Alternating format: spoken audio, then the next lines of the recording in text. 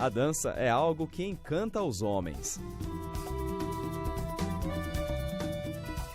Segundo Paul Valery, cada era que compreendeu a importância do corpo humano, ou que pelo menos teve a noção de suas limitações e da sua combinação de genialidade e sensibilidade, cultivou e venerou a dança. O balé é minha profissão, é o meu sustento, é o que eu faço, o que eu sei fazer, o que eu estudei para fazer, o que eu aprendi e estudo até hoje. Hoje o Artefato recebe o Balé da Cidade de São Paulo e fala sobre a essência e as características do balé contemporâneo.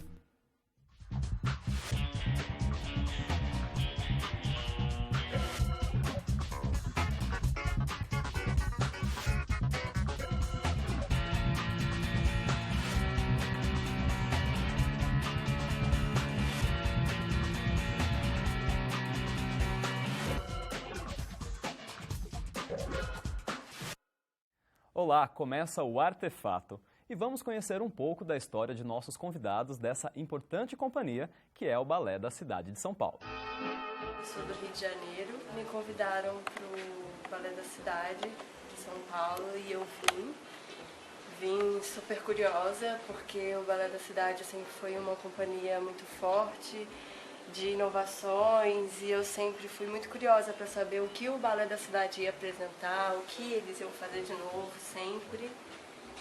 E eu fiquei muito feliz de ter entrado e tal, e foi super legal e hoje estou aqui.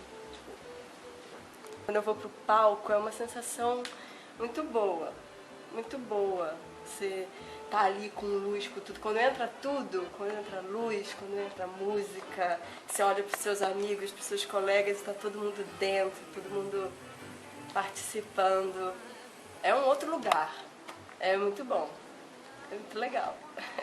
Comecei a fazer balé na Escola Municipal de Bailados de São Paulo.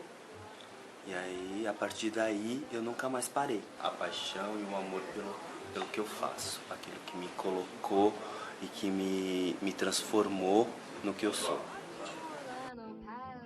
Olá, Vivian. Olá, Fernando. Muito obrigado pela presença de vocês aqui no Artefato. Obrigada. Obrigado, pra gente é muito importante estar aqui com vocês. E para a gente começar essa conversa, nós vamos falar um pouquinho da história do Balé da Cidade de São Paulo. A companhia ela surgiu em 1968 e ela tinha uma proposta que era bem mais próxima do balé clássico, né? Mas aos poucos ela foi se direcionando para o balé contemporâneo. Como foi essa mudança? A companhia ela foi criada no início, em 68, para acompanhar as montagens de óperas do Teatro Municipal, como um corpo de baile mesmo. E depois com as mudanças, a partir de 74, ela foi buscar a sua independência e começou a trabalhar um pouco com a dança contemporânea. Então a mudança veio de uma necessidade mesmo dos artistas de transformarem um pouco a sua dança. E até por causa desse começo com a ópera, não poderia ser um outro tipo de balé que não fosse o clássico também, né? Na verdade, assim, porque na época o que se dançava era o balé clássico. Então, assim, o que se apresentava junto com as óperas tinha um pouco o formato do balé clássico, que ainda tem, né? Que é uma coisa mais organizada, mais estruturada para aquele jogo cênico, né?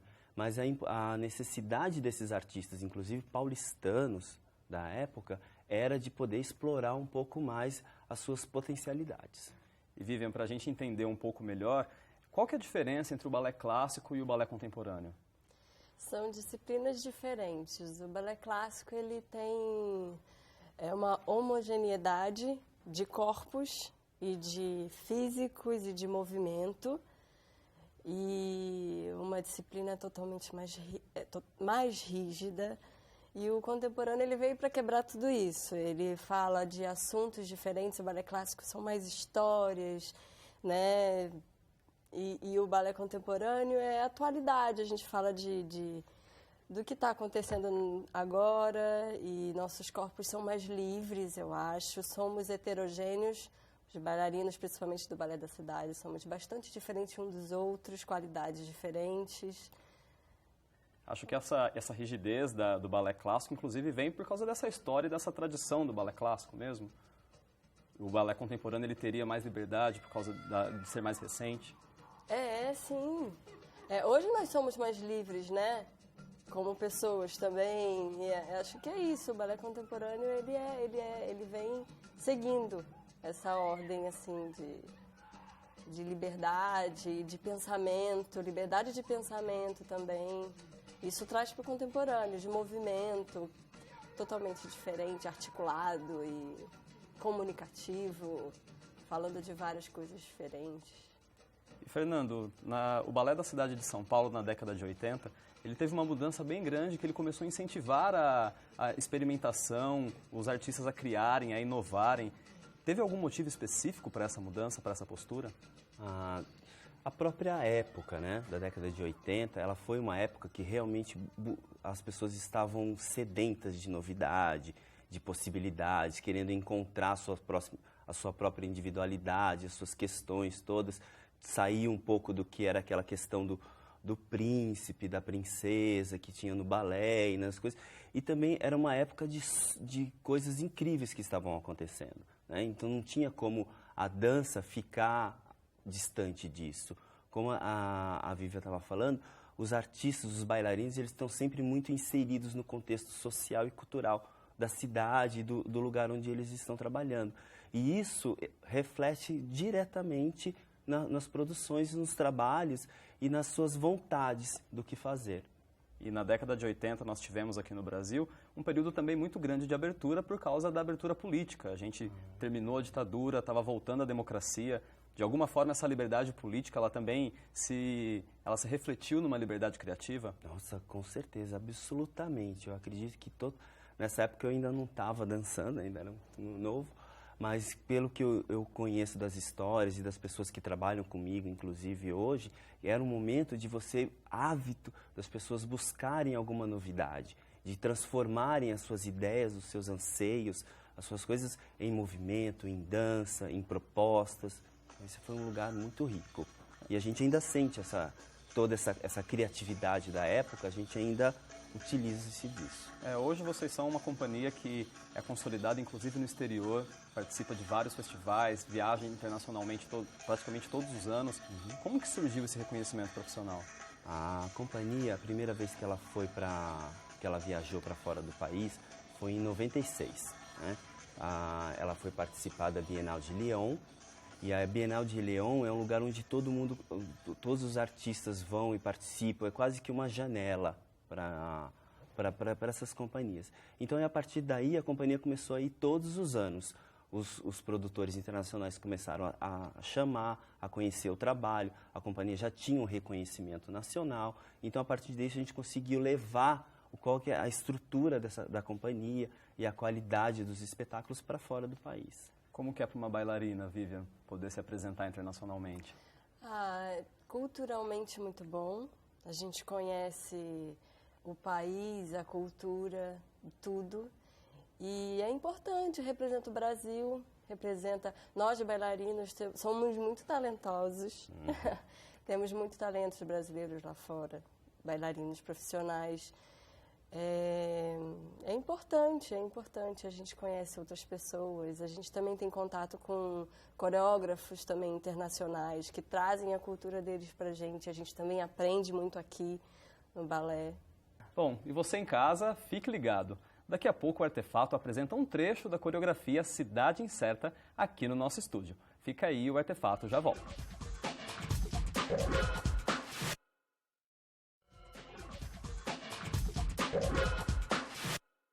E o Artefato está de volta. Hoje a gente recebe o Balé da Cidade de São Paulo. Agora, na hora do intervalo, a gente fez aqui uma pequena dança das cadeiras. O Fernando continua aqui com a gente e agora nós recebemos o bailarino Henrique Lima. Você começa a acompanhar também a história, né? Independente se você quer entrar um dia ou não, mas por admiração, para ver os espetáculos. E aí já está fazendo 1 ano e 3 meses que eu estou no Balé da Cidade de São Paulo. A gente tem essa liberdade de deixar bem aberto mesmo assim, e a sensação vem entrando de acordo com a cena, de acordo com a sua sensação também. Então, daria uma palavra que, pode ser liberdade, verdade. Então, para a gente continuar um pouco a conversa que a gente teve no bloco anterior, a gente falou bastante sobre a história do Balé da Cidade de São Paulo. Agora eu queria que vocês explicassem para a gente como são as etapas para a construção de um espetáculo. Desde aquela ideia pequenininha, que ela começa uma sementinha, até a hora que ela chega aos palcos realmente, o público consegue assisti-la. O Balé da Cidade de São Paulo ele tem uma especificidade, né, dele mesmo, porque a companhia não tem um coreógrafo residente. Então a gente tem o diretor, os nossos artistas e a nossa equipe. Mas para começar um trabalho no Balé da Cidade de São Paulo, a gente parte sempre da ideia do convite de um coreógrafo que tem uma ideia inicial e que essa ideia tem a ver com a proposta do diretor artístico da companhia, e aí a coisa começa a se fechar. A partir daí, o Balé da Cidade contrata esse coreógrafo com a ideia, estuda-se isso e forma uma equipe toda para dar um suporte para a construção do trabalho. Essa equipe a gente tem sempre músicos, figurinistas, estilistas, tem a equipe de criação de luz, de som. Então a gente vai formando isso tudo e colocando junto com os bailarinos e a direção essa formação toda. Essa equipe ela é formada, ela já existe no Balé da Cidade de São Paulo ou ela é formada a cada projeto? Então a gente tem uma equipe fixa com a gente, que são os nossos técnicos e coordenadores de palco, né? As nossas assistentes de coreografia, diretores e os bailarinos. Essa é a nossa equipe fixa. Agora, quando vem o projeto novo com o coreógrafo, isso depende muito de qual é a ideia. A gente tem um coreógrafo que traz o seu próprio músico para trabalhar com a trilha sonora. Tem coreógrafo que fala, não, me diga com quem vocês querem trabalhar. A gente contrata uma equipe de músicos, um estúdio de gravação para poder equalizar e trabalhar com isso tudo. E normalmente a gente chama um estilista que vem e propõe a sua ideia de figurino em cima da ideia inicial do coreógrafo. Mas a ideia inicial mesmo parte do desejo do coreógrafo. Imagino que para o bailarino também deve ser um desafio enorme pegar essa ideia do coreógrafo e conseguir transmiti-la em sentimento, conseguir desenvolver. O primeiro desafio é você entender o que o coreógrafo está querendo te falar, né? Ou então, e você vai ter que transformar essa linguagem que ele está tentando falar em movimento. E aí também isso tem várias horas de trabalho, tem uma determinação muito grande também, uma disciplina uma atenção muito grande virada para o coreógrafo. Quanto tempo de ensaio por dia um bailarino normalmente trabalha? 6 horas, 7 horas, 8 horas, depende de cada lugar, de cada companhia, do ritmo. Tem coreógrafo que trabalha com X horas e libera os outros para trabalhar com certa parte da companhia. Então, mas a carga horária do Balé da Cidade, por exemplo, são de 6 horas. O Balé da Cidade de São Paulo ele é mantido pela Prefeitura de São Paulo, né? Isso, exatamente. Pelo fato de ter essa ligação com o órgão público, isso dificulta em algum aspecto a montagem de um espetáculo? Vocês conseguirem aquele cenário que vocês imaginaram, aquele figurino que era o melhor? Não, a gente tem, por se tratar de uma companhia pública, a gente tem as questões que implicam no poder público, né? Que a gente precisa ter uma certa organicidade para poder conseguir que o projeto caminhe, que as coisas caminhem, porque tudo tem um tempo para funcionar. Mas a gente também tem as vantagens, né? A gente trabalha numa casa de espetáculos, que é o Teatro Municipal de São Paulo, que é um dos palcos mais bonitos que a gente tem no país. Então a gente tem essas questões todas. A gente tem a possibilidade de ter uma equipe muito boa e muito especializada para poder trabalhar com a gente. Então existe todos os lugares, tem os pontos bons e os pontos difíceis. Acho que não tem ponto ruim, tem questões que a gente vai trabalhando, né? Então, é um pouco nessas questões. E como o Fernando falou para a gente agora há pouco, a montagem de um espetáculo reúne profissionais de várias áreas. Eu bati um papo com o sonoplasta, o Jefferson Santos, e com a Bruna Fernandes, que é supervisora de figurinos do Balé da Cidade de São Paulo. Vamos assistir. Quando nós pensamos em um balé, dificilmente nós pensamos em outras profissões além do bailarino. Por isso, para a gente desmistificar um pouco essa visão, vamos conversar agora com o Jefferson Santos, que é sonoplasta do Balé da Cidade de São Paulo, e com a Bruna Fernandes, que é supervisora de figurino. Então, para a gente começar esse bate-papo, eu gostaria que vocês contassem para a gente como foi esse primeiro contato com o Balé da Cidade de São Paulo. Bom, eu não conhecia muito o universo da dança. Meu trabalho era basicamente técnico, com bandas, estúdios. E aí pintou o convite de fazer parte dessa companhia, nesse trabalho técnico voltado para o som. E assim, eu entrei num mundo que eu desconhecia, que hoje eu acho muito interessante. É uma coisa totalmente nova que eu estou curtindo bastante fazer. Eu queria ouvir de você, Bruna, como foi esse primeiro contato, esse convite para participar do Balé da cidade de São Paulo? Foi bem interessante, porque eu me formei em moda e o universo da moda tá paralelo, né? Mas o figurino é muito mais artístico. Então, quando eu cheguei, eu estava fora, quando eu cheguei e recebi o convite, foi demais, porque é um universo que eu também desconhecia, né? As especificidades, e é muito legal. Quais são os cuidados que um figurinista tem na hora de montar o figurino de um espetáculo? Antes, na concepção, a gente tem a preocupação, tem uma conversa sobre o tecido, sobre elasticidade, sobre os movimentos, onde a gente precisa ter, né, algumas aplicações de tecidos diferentes para lavar depois. Então, são várias preocupações. O tecido ajuda a transmitir o sentimento. Exatamente. O figurinista, a função dele é essa, é ajudar o conceito ser explícito.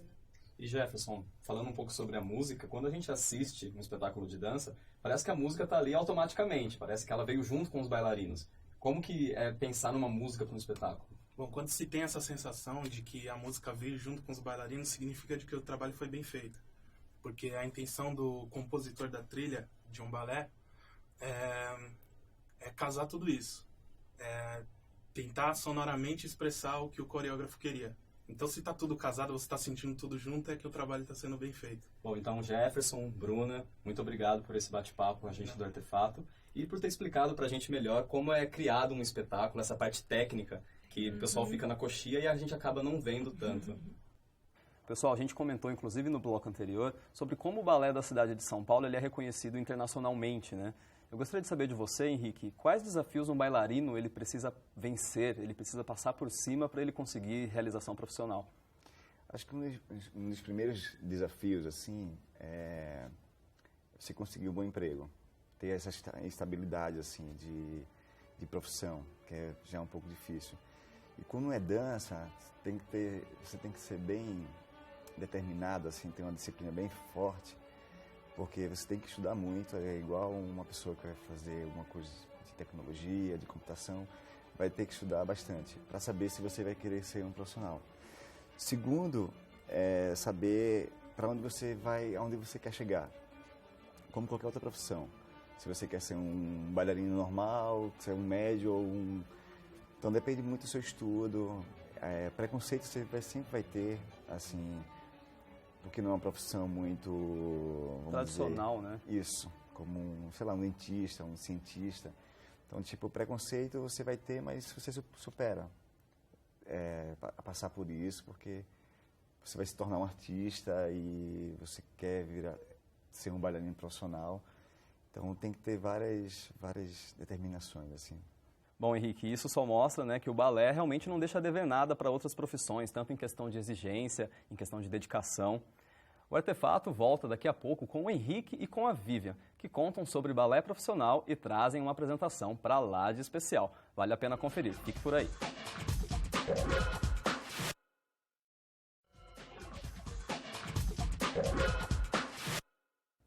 Estamos de volta e o Artefato de hoje recebe o balé da cidade de São Paulo.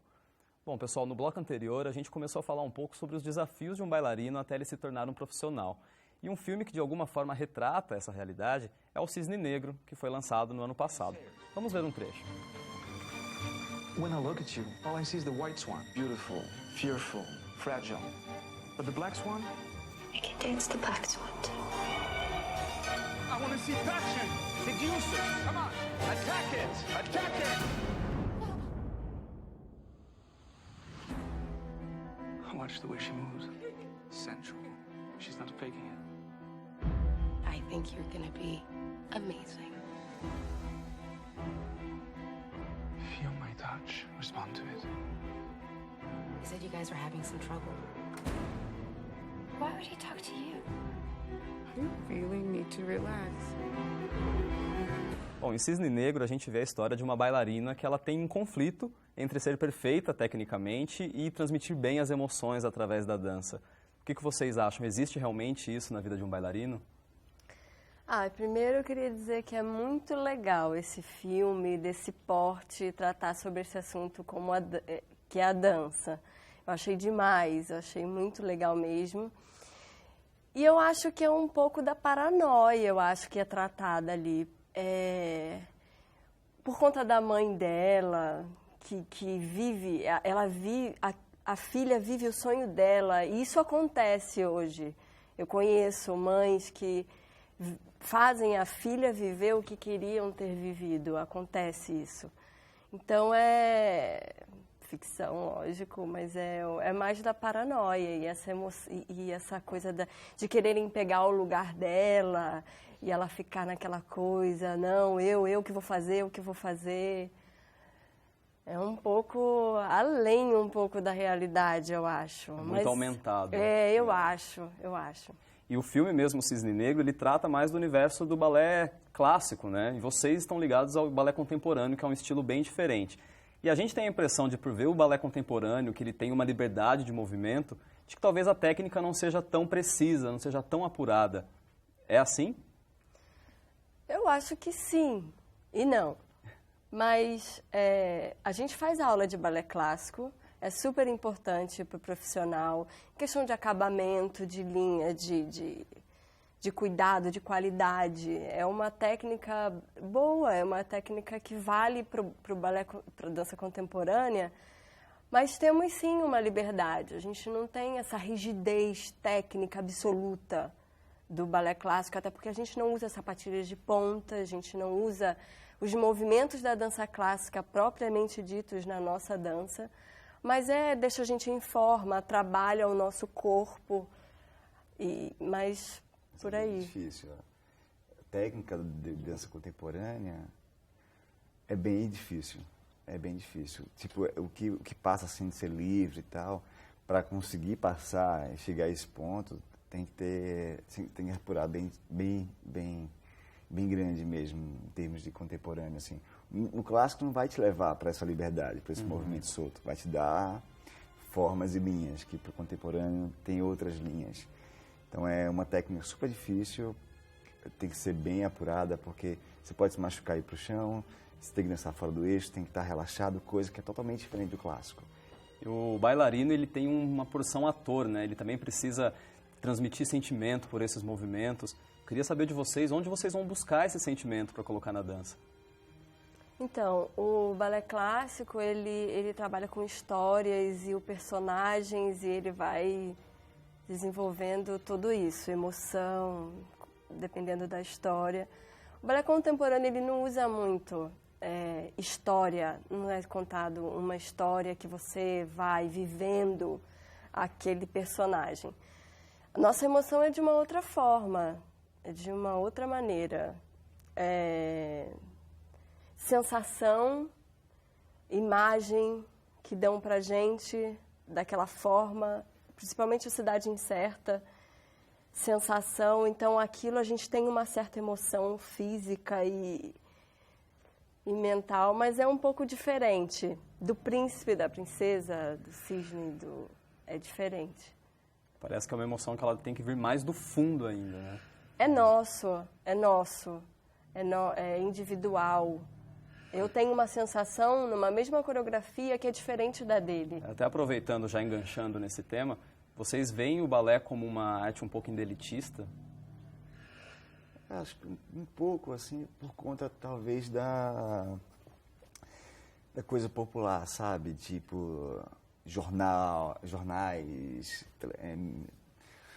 tudo aberto o tempo todo. O que pode confundir, às vezes, é, tipo, carnaval, por exemplo, que deixa uma coisa que não é elitizada, tipo, dança de trio elétrico, como uma dança de teatro, assim.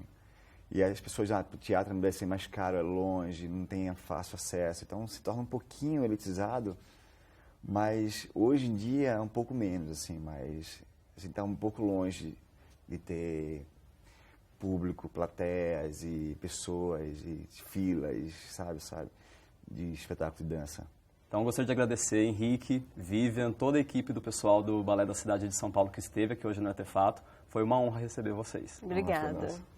Obrigado. E o Artefato também é feito com a sua participação. Envie sugestões, comentários e perguntas pelo Facebook, pelo Twitter e também acessando o nosso site. E depois de conversarmos tanto sobre balé, agora o Henrique e a Vivian apresentam pra gente um trecho da coreografia Cidade Incerta. Até o próximo programa e vamos conferir essa apresentação.